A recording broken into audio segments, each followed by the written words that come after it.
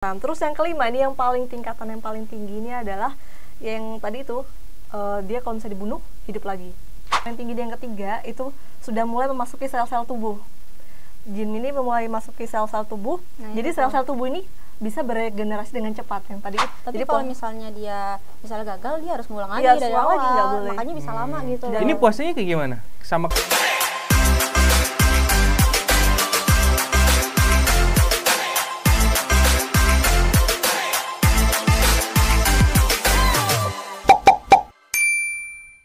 kembali lagi dengan Ajeng dan Dila. Wih. Halo. Jangan bosan lihat muka kita. Iya, benar. Iya. Gimana Ajeng dan Dila? Sehat? Alhamdulillah sehat. Sehat ya? Sehat. Sekarang lagi sibuk apa? Masih ngonten? Masih Konten. dong. Apa nih fokus apa lagi sekarang nih? Apanya? Terakhir kalian ke tempat mana? Ke Terakhir itu kita ke gimana ya? yang mana ya? Yang kemarin terakhir tuh. Oh, itu Aji Saka. Aji Saka yang di mana sih? Pasir Kaca. Pasir Kaca Taman Sari ya? Iya, benar. Pasir Kaca di atas ya? Iya. Aji Saka ya? Iya, Aji Saka. Oh iya, yang naik ke atas dari apa? Dari Pura ya? Heeh. Ke atas lagi. Atas Mantap, mantap. Tapi sehat-sehat nih semuanya ya? Alhamdulillah sehat. Alhamdulillah sehat. Nah, kali ini kita mau bahas sesuatu yang anti mainstream juga. Mainstream. Iya kan? Kemarin itu kan kita bahas terkait pocong dulu Pocong tuh. dulu tuh. Itu belum beres tuh pembahasannya. Cuman ada yang menarik adalah ternyata pocong duluh ini setelah kita baca ceritanya, kita dengar juga dari beberapa channel YouTube, dia itu jadi pocong karena punya ajian Pancasona. Jadi atau rawa rontek ya kalau orang-orang umum bilang. Nah, menurut Ajeng sama Dila sendiri, ini ilmu apa sih sebenarnya? Ilmu Pancasona atau rawa rontek itu bisa dikatakan itu sama tapi berbeda. Sama dalam artian mereka tuh ilmunya ilmu kebal dan bisa juga dibilang orang itu kalau bisa dibunuh nggak bisa mati gitu kan. Nah, tapi ada perbedaannya gitu. Kalau rawa rontek itu dia biasanya lebih ke hal negatif ya, lebih ke dipakai biasanya buat kejahatan. Negatif. Jadi lebih ke ilmu rawa rontek itu lebih ke untuk seperti ilmu hitam gitu. Biasanya kadang tuh dipakainya tuh orang-orang yang misalkan kayak ada kan kayak maling atau perampok yang kadang misalnya diserang itu dia kebal badannya. Kan ada gitu. tuh ya. Oke, gitu. Nah, secara spesifik nih, pernah nggak kalian mengalami atau ketemu dengan orang yang punya ilmu kayak gini? Kalau belum. Kalau ketemu sih belum sih, cuman pernah dengar dan termasuk salah satu keluarga juga. Salah satu keluarga Iya, juga. pernah dengar. Nah, tadi kan Ajeng bilang ada perbedaan antara rawa rontek dan Pancasona. Perbedaannya apa? Perbedaannya tuh kalau misalnya ilmu Pancasona itu biasanya lebih ke yang ilmu putih ya, tapi kalau rawa rontek tuh biasanya agak identiknya tuh lebih ke negatif. Karena biasa digunakannya itu dia bersekutunya juga dengan jin juga gitu. Dan juga biasanya orang yang pengguna ilmu rawa rontek itu tuh berdampak negatif ke merekanya tuh seperti mereka tuh lebih gampang emosional, tersulut emosinya, jadi kayak gampang marah. Terus mereka suka kekerasan, suka tawuran segala macem. Jadi nggak bisa mengontrol emosi kayak gitu. Karena itu tuh kayak udah menyatu gitu loh di badan mereka. Nah, tadi kan Ajeng udah ngejelasin tuh ya, ada bedanya rawa rontek dan Pancasona. Pancasona itu adalah yang aliran putihnya lah ya, yang rawa rontek aliran hitamnya. Nah, di sekitar Pulau Jawa ini adalah salah satu orang yang memiliki kekuatan rawa rontek di masa lalu, namanya yang Digo. Jigjo ya. Nah, Jojo Jigdo. Nah, itu sebenarnya kisahnya kayak gimana sih? Yang Ajeng tahu nih. Kisahnya. Apakah benar beliau ini punya ilmu rawa rontek? Karena kan hidupnya katanya zaman VOC ya? Iya, zaman VOC. Jadi beliau itu memang kalau dibilang rawa rontek lebih ke Pancasona sih sebetulnya. Karena dia menggunakannya hal-hal baik kan. Karena orang yang memiliki ilmu Pancasona itu memang dulunya kan karena pada masa itu kan masa VOC, masa penjajahan ya. Jadi mereka tuh menggunakan itu sebagai untuk perlindungan diri dan untuk mengambil hak-hak sebagai bangsa negara Indonesia gitu.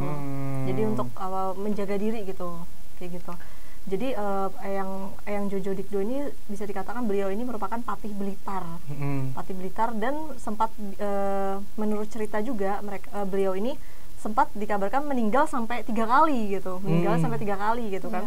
Dan meninggalnya itu pun dimakamkannya tuh dinamakannya makam gantung, karena makamnya tuh dia nggak boleh sampai nyentuh tanah. Kenapa tuh? Ya, karena kan nanti dia bakal hidup lagi. Oh, berarti kalau orang yang memiliki ilmu Pancasona rawa rontek seperti itu. Oh, gitu. Jadi kalau dia gitu dimakamin nggak boleh kena tanah. Nggak boleh kena tanah. Oh, gitu. Jadi misalkan nih ada orang kayak yang habis dibunuh tuh, meskipun badannya misah, kepala sama lehernya tuh kayak misah. Cerita kita kemarin loh yang pocong dulu. Dia kan dibunuh di tanah kan, terus hidup lagi kan. Jadi nggak boleh nyentuh tanah. Nggak boleh nyentuh tanah. Nggak boleh nyentuh tanah. Iya, kelemahannya dia itu. Jadi kalau dia nyentuh tanah, dia bisa hidup kembali karena punya Pancasona. Iya. Maupun sama rawa rontek. Sama seperti itu. Cuma bedanya kan ilmu putih dan ilmu hitam. Itu sebenarnya ada resikonya nggak sih orang punya ilmu kayak gitu? Pastilah. Apa tuh resikonya? Boleh dong kasih tahu kita. Yang resikonya yang tadi itu yang dibilang tadi itu, kalau rawa rontek tuh orangnya tuh cenderung emosional. Jadi dia nggak bisa mengontrol emosinya, dia suka kekerasan, suka pertempuran segala macam. Terus juga di satu sisi karena itu kan yang pastinya kan agak kurang baik ya gitu ya. Jadi dia tuh seperti bersekutu dengan jin gitu. Jadi mengadakan perjanjian dengan jin. Makanya ada juga dibilang ilmunya tuh ada juga ilmu turunan. Kayak gitu. Bisa itu diturunin, bisa diturunin. Bisa. Wah, jangan mau nih. Aduh. Saya harus cari dulu nih keluarga saya yang punya siapa. Ilmu turunan serem juga gitu. Nah, rawa rontek sendiri mungkin Ajeng udah pernah dapat informasi-informasi dan Dila ya terkait ilmu ini. Sebenarnya metode mereka mendapatkan ilmu ini seperti apa sih? Ini kan juga pengen tahu nih kita nih. Ada syaratnya sih ya. Bisa melalui puasa juga ya. Macam-macam sih. Jadi yang tadi yang Ajeng bilang tuh ilmu Pancasona atau rawa rontek tuh ada juga yang diturunkan, ada juga yang mereka belajar, mencari, namanya tuh membeli ilmu. Ada juga yang melalui medianya itu seperti pusaka. Nah, untuk media pusaka ini pernah ada salah satu tokoh pada zaman dulu, namanya tuh Minang, siapa beliau itu? Ada tokoh zaman dulu, dia mempunyai pusaka atau keris yang bernama itu Wesi Kuning, dan Wesi Kuning itu yang membuat beliau itu menjadi kebal. Kayak gitu. Bahkan sampai sekarang kan makanya ada kan dijual yang katanya nih ya, kalau bisa kita lihat kan kayak mustika atau keris atau segala macam, ini bisa bikin kebal loh, segala macam. Itu memang ada juga. Ada juga ya. Ada juga. Wow, tapi nggak sehebat yang orang yang memiliki garis keturunan ataupun yang memang mencari atau mempelajari hal tersebut gitu. Dan itu tuh prosesnya tuh nggak semudah itu gitu. Prosesnya butuh proses yang panjang banget. Jadi perlu puasa, bahkan puasa itu sampai 7 bulan. Ada yang 40 hari. Enggak, puasa 7 bulan. Iya, itu 40 hari juga termasuk. Tapi jadi kalau misalnya dia gagal, dia harus ngulang lagi dari awal. Makanya bisa lama gitu. Ini puasanya kayak gimana? Sama kayak puasa kita nanti? Beda dong. Puasanya tuh ada juga, puasanya ada seperti puasa muti. Terus puasanya tuh puasa weton, puasa mati geni. Jadi mereka tuh ada puasa 7 bulan, itu harus berturut-turut. Terus ada dilakukan lagi puasa lagi selama 21 hari, dan yang terakhir itu 40 hari. Terus yang terakhir itu 41 harinya itu puasa mati geni. Oh gitu, ini tutorial ya? Mau dipraktekkan. Puasa mati geni, dan itu harus menggunakan ajian-ajian rapalan tertentu. Oh gitu, ada. Cek apa sebutnya, ada jampenya ya gitu ya. Amalan. Nah, Dila sendiri pernah nggak, kan Gen Z ya kalian ini ya. Kalau saya generasi milenial dulu itu mengenal yang kayak gitu-gitu tuh dari zaman SMA tuh, banyak cerita-cerita dari teman-teman, si itu punya ini, si itu punya ini kan gitu. Di Gen Z sendiri seperti apa? Apakah masih memiliki kepercayaan bahwa di salah satu sekitar kita tuh ada loh ya orang yang punya ilmu kayak gini gitu? Kalau Gen Z mah kayaknya nggak terlalu percaya hal gituan ya. Iya. Karena kayak itu tuh dianggap tabu lah. Tabu ya. Karena sudah berkecimpungan dengan apalah. Oh gitu. Zaman sekarang kekinian teknologi ya segala macam. Tapi sebenarnya ada. Cuman kita tidak kasat mata aja, maksudnya mereka tidak menunjukkan gitu kan terkait ilmu-ilmu ini, rawa rontek maupun anggaplah Pancasona ya kan, Pancasona maupun rawa rontek. Nah, tadi kan Ajeng sama Dila bilang dia harus tapa. Iya. Maaf, puasa ya. Puasa ada juga mungkin yang tapa gitu kan. Ada juga yang ditaruhnya di pusaka gitu kan. Iya, ada. Ada yang taruhnya pusaka. Nah, di zaman ini menurut kalian relate nggak sih ilmu-ilmu kayak gitu masih dipergunakan? Relate sih, tergantung niatnya ya. Gitu, tergantung niatnya mau apa ya. Mungkin dia jadi satpam penjaga bank kan kita nggak tahu. Iya, benar. Karena ada yang gunain juga buat kayak kejahatan. Oh gitu. Ada juga rawa rontek tuh. Rawa rontek ya. Ada juga untuk perlindungan diri. Kalau kalian pernah melihat, kayaknya udah belum tahun 2000-an lah. Waktu penyerbuan teroris tuh Nurdin M. Top. Oh iya. Itu kan rumahnya dikepung ya, ditembakin. Dar kalian kalau pernah nonton tuh kan. Itu sampai di live loh di TV. Jadi penyerbuan itu kalau nggak salah 3 hari ya. Itu selama 3 hari live dia di TV. Nah itu salah satunya dari dari komplotan mereka itu ada yang punya ilmu itu. Iya. Sehingga nggak mempan ditembak. Benar. Mati hidup lagi, katanya mati hidup lagi. Itu keren. Nah maksud kita adalah dapetin ilmu kayak gitu perlu guru juga nggak sih? Apa memang otodidak gitu bisa dilakukan? Ada yang berguru ya? Iya, ada yang berguru, yang tadi seperti dibilang ada yang berguru, ada yang mencari tuh yang tadi aku bilang tuh membeli ilmu. Ada juga yang dia emang ada garis terah keturunan. Jadi misalnya Karandi nih, misalkan Karandi garis keturunan yang ke-7 nih, dari ada leluhur Karandi atau mungkin kakek buyut sebelumnya mempunyai ilmu Pancasona atau rawa rontek. Itu bisa diturunkan. Jadi Karandi nggak perlu kayak kalau yang tadi kan awalnya tuh kayak mesti puasa 7 bulan, itu kan dia harus mulai dari awal. Nah itu Karandi biasanya hanya perlu yang untuk bagian terakhirnya, yakni puasa ya di hari 40 ke 1 yang puasa mati geni. Dan puasa mati geni itu artinya seharian puasa, tidak boleh makan, tidak boleh minum, tidak boleh tidur, dan tidak boleh mengantuk. Oh gitu, itu mati geni ya? Selama 24 jam. Padahal artinya mati geni itu mematikan api kan? Iya. Jadi sebenarnya mematikan hawa nafsunya dimatikan. Iya, benar. Oh gitu. Saya baru tahu tuh. Iya, dan itu bisa. Bisa. Wow. Kalau emang sudah ada garis ininya ya. Iya, garis darahnya keturunan kita ya. Ada. Jadi tinggal diterusin sama turunan kita. Bisa. Oh gitu. Nah terus gini, ada nggak sih pantangan lain selain setelah meninggal nggak boleh nyentuh tanah mereka itu? Digantung, terus kalau enggak di ini ya, apa yang sungai itu? Oh iya, dipisahkan. Jadi badan sama kepalanya dipisahkan. Jadi misalnya gitu. Dipisahkan, kayak dipisahkan itu jauh gitu. Ngelewatin itu? Saya ngelewatin sungai atau apa. Berarti gitu. Kalau dipisah pulau ke pulau aman tuh ya? Dia nggak akan nyatu lagi ya? Iya sih. Seperti Insya itu. Allah aman. Nah kembali nih, kan kemarin kita udah sedikit bahas terkait pocong duloh, tapi kita nggak lengkap tuh pembahasannya. Kemarin juga ada yang nanya kan, kok itu nggak dilengkapin sih pembahasan pocong dulohnya. Nah ini kan kita kebetulan lagi bahas Pancasona nih. Ada hubungannya sama pocong duloh sendiri. Walaupun setelah kita baca ternyata ini soal cinta, bukan soal horor gitu kan. Bener. Itu sebenarnya kisahnya seperti apa sih? Dila dulu deh, bisa nggak? Apanya? Pocong duloh ini memang masih ada kan sampai sekarang katanya, ya kan? Menurut Dila sendiri, masih relate nggak zaman sekarang si pocong duloh ini dengan ilmu Pancasona karena dia matinya digantung? Maksudnya dikuburnya nggak nyatu sama tanah katanya kan? Itu masih ada nggak sih sebenarnya sekarang? Apa sih the real pocong ya mungkin ya kita sebutnya. Sesungguhnya dia adalah nenek moyang para pocong gitu. Ada nggak sih? Kalau aku kurang tahu ya. Kalau untuk yang pocong dulohnya Kalau pocong duloh, maksudnya pocongnya itu maksudnya kan ada yang di cerita itu kan dijelaskan bahwa pocong duloh itu ya udah terkubur nih. Sampai suatu saat nanti ada yang nyabut kerisnya katanya kan. Nah sebenarnya masih ada apa enggak? Oh masih. Pocong duloh kan? Iya. Masih ada ya. Masih ada. Masih ya? Berarti masih ada. Berarti tinggal nunggu orang nyabut ininya aja ya. Karena super power banget itu pocong asli. Masih ada. Gitu loh. Yang tadi aku bilang itu dia ditaruh di hutan terpencil yang benar-benar hutan itu angker, yang termasuk yang kemarin bilang hutan Gantarawang itu. Tahu nggak Gantarawang ada di mana? Nggak tahu. Searching deh di map. Di mana? Gantarawang itu di Banten loh. Banten. Iya loh, coba. Gantarawang tulis gitu. Gantarawang kan? Di Banten loh. Banten. Berarti dekat nah kita anggaplah kalau dari ceritanya benar-benar meyakinkan karena kan alurnya berjalan lengkap gitu ya. Iya. Iya dong. Termasuk Gantarawang, kerajaan jin. Kerajaan jin dong. Kerajaan jin. Berarti di sono ya. Wow. Hutan Gantarawang. Dia tuh terkenal banget sih hutannya itu. Nah, selain tadi kan pocong duloh, terus ada beberapa orang yang punya ajian Pancasona.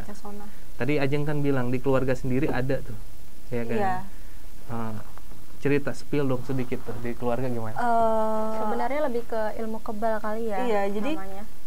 Apa namanya, ya? mama itu kan pernah bilang gitu kan, katanya almarhum kakek kan, kalau almarhum kakek itu seorang ABRI gitu, angkatan udara ya, angkatan udara itu pada zaman itu. Dan itu memang mama tuh sempat pernah cerita gitu kan, katanya suka dikirim waktu dulu pernah perang sama Timor segala macam ya. Gitu kan. Nah, itu waktu itu posisi masih kecil tuh aja sama adik-adik itu masih kecil lah. Terus katanya kakek juga pernah cerita itu kan suka ngelawan apa, jadi itu mereka tuh kayak ada pelatihan khusus yang dibikin kayak mereka tuh supaya badan tuh kebal gitu aja. Kalau zaman dulu tuh ada pelatihannya ya. Kalau sekarang masih ada nggak sih? Ada dong pasti, masa kosong banget sih, kan nggak mungkin ya. Misalkan ceger gitu kan. Pelatihannya. Nempel di sini cabut doang sama dia kan. Cuma masalahnya nggak tahu nih apakah itu yang kebalnya itu apakah ilmu Pancasona para warontek atau emang hanya pelatihan khusus dikhususkan untuk para tentara aja gitu, yang khusus yang kita kan nggak tahu gitu. Nggak tahu ya. Tapi gini, saya punya satu cerita nih, emang tentara-tentara zaman dulu keren-keren kayak saya punya kakek namanya Iing Abdullah Thohir. Dia itu salah satu prajurit lah ya, kalau pangkatnya saya lupa, salah satu tentara dari Hizbullah di Bojong Kokosan ya, Bojong Kokosan ya kan, itu juga pernah ikut bertempur. Suatu saat itu dia lagi ceritanya lagi ngumpul lah, berkemah sama sama prajuritnya, berkemah ya kan. Tiba-tiba dia bilang, ayo udahlah, beres-beres semua, beres-beres, kita cabut. Kenapa Pak? Udah cabut aja, cabut. Berangkat ya kan. Tiba-tiba 30 menit kemudian Belanda masuk ke tempat itu. Dan udah tahu. Jadi ketahuannya itu karena ada satu orang ditinggal di situ untuk memata-matai lokasi itu. Datang, set ya kan. Nah, komandan nyuruh geser katanya kan. Ini Belanda datang. Nah, karena kakek saya Iing Abdullah Thohir itu kan punya adik ya, namanya adiknya itu saya lupa, cuman adiknya itu ikut bertempur juga ya, yang menyaksikan, yang nunggu di tempat itu adiknya yang lihat. Dan uniknya adalah uyut saya dan kakek saya itu dua hal yang bertentangan. Jadi uyut saya adalah demang penjaga kebun VOC. Demang, bukan demang ya kepala kebun lah ya, maksudnya mandor gede sebetulnya, mandor besar gitu. Tapi kakek saya jadi tentara melawan Belanda. Wah, keren loh. Oh iya. Itu di Pasir Rengit, kalau kalian tahu. Bogor, Pasir Rengit, jadi pemijahan ke atas. Tahu Lokapurna? Enggak tahu. Pemijahan ke atas itu ada daerah namanya Pasir Rengit. Nah, kalau di sana itu ilmu-ilmu kayak gitu masih ada. Jadi ternyata pejuang zaman dulu itu bukan hanya Pancasona yang dipakai, bukan hanya ilmu yang lain-lain lah ya, tapi buat tahu lawan udah sampai mana dia tahu ilmu kebatinan gitu. Ilmu kebatinan. Jadi itu tercatat. Nah, terakhir itu yang cerita bukan bapak saya, yang cerita itu justru anaknya dari Ki Jaja. Ki Jaja itu yang memata-matai tadi tempat tadi yang adanya kakek saya. Nah, itu dalam. Jadi sebenarnya ilmu-ilmu seperti itu di zaman dulu ada. Nah, pertanyaan kita adalah di zaman sekarang masih relate nggak digunain? Apa ilmu kebatinan? Ilmu kebatinan. Anggaplah ilmu-ilmu yang kasat mata gitu ya, yang terlihat kayak ilmu kebatinan, misalkan bisa tahu hati orang gitu kan. Itu kan banyak tuh ya. Kebanyakan yang sukses kayak gitu tuh, karena ngebaca-baca hati orang kan. Oh, ini bos nggak suka nih sama gue kayaknya nih kan gitu. Nah, menurut kalian sendiri, kembali ke Rawa Rontek sama Pancasona ya. Menurut kalian sendiri, Gen Z nih, pantas nggak sih punya ilmu kayak gitu? Sebetulnya itu kalau aku pribadi, dia buat apa tuh? Kalau aku pribadi sih sebetulnya tergantung dari kepercayaan masing-masing ya. Kadang ada orang yang percaya, ada yang enggak gitu. Tapi karena aku sendiri yang sudah terbiasa gitu, jadi ya aku pasti percaya gitu. Termasuk kan emang orang pada zaman dulu juga memang leluhur-leluhur kita tuh kan memiliki ajian yang luar biasa gitu. Ya, bahkan untuk memperjuangkan bangsa kita yang sekarang merdeka ini, bahkan mereka sampai mempelajari ilmu-ilmu seperti itu. Seperti itu ya. Untuk memperjuangkan hak. Jangan-jangan kalau diuji secara ilmiah itu dapat loh.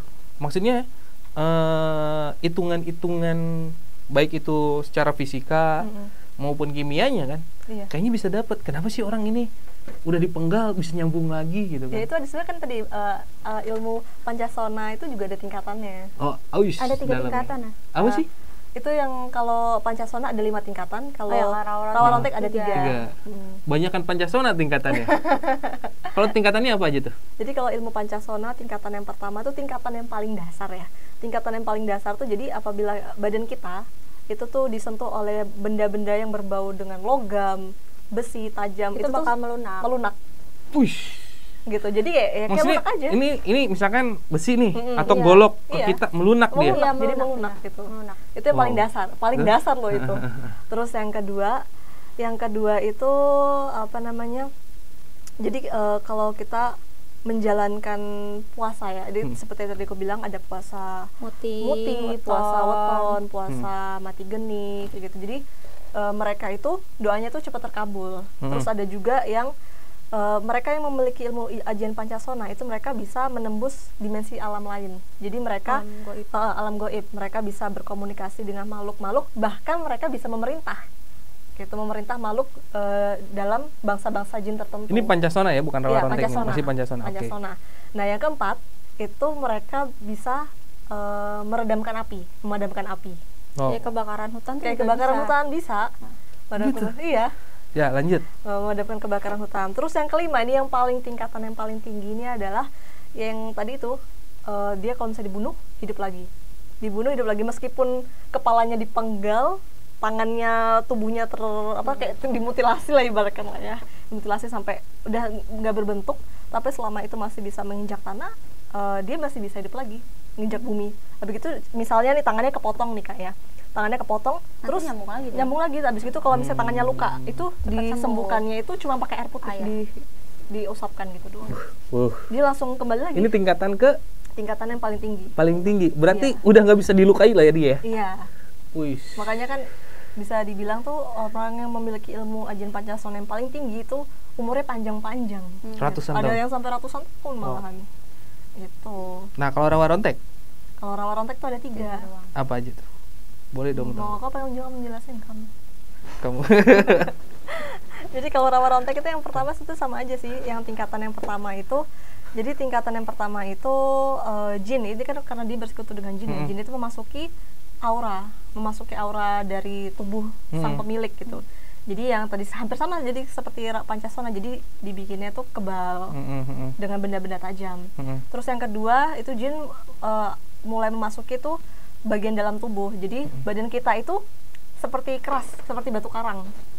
Badan kita mengeras mengeras seperti batu karang. Dan yang paling terakhir, yang paling tinggi, yang ketiga itu sudah mulai memasuki sel-sel tubuh. Jin ini mulai masuki sel-sel tubuh. Jadi sel-sel tubuh ini bisa beregenerasi dengan cepat. Yang tadi itu bisa diputus. Luka yang hebat pun, yang parah dalam sampai seluka apapun yang parah itu bisa sembuh dengan cara diusap. Wih, gitu. Super power banget berarti ya kalau ada ya. Super power banget lah. Nah,